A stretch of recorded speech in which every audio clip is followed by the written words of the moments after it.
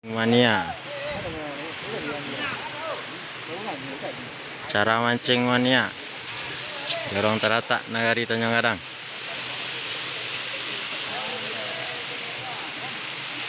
Lokasi di Embung DPD Sayo.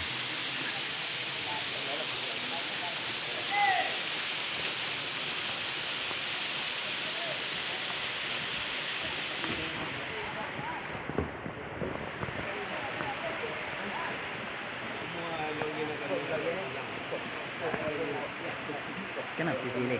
Nah, gombau, ikan apa nama? Patin. Itu ikan alami kok. Pawe ya dulu. Jangan kan? Jadi oleh Babin Kantip Mas Nagari Tanjung Gadang dan Pak Wali Nagari Tanjung Gadang.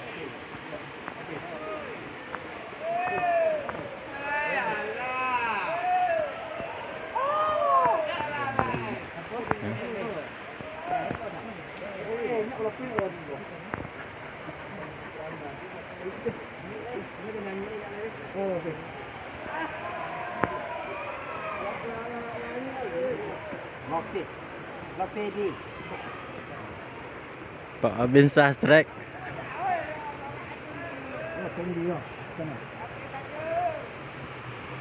Jolin anak biasa tukang kayu. Palang kayu yang tak habis.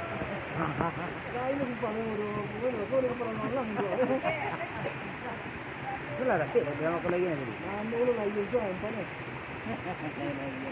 Paling mana? Paling orangnya.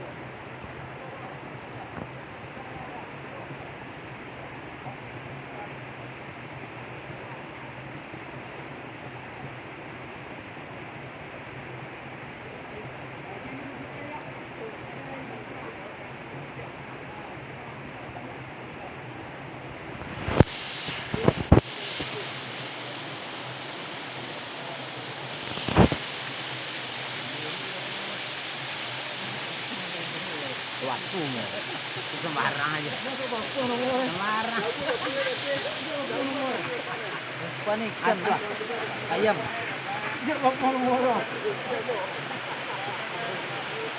Panjang. Panjang. Panjang katanya. Kok tak nolong kau deh? Ya. Udah 3 meter ni ya. Laku kan. Dia apa lulu Longsor ya. Lopi nak ya. Lopi nak aja. Pun udah Lian mi udah awalnya.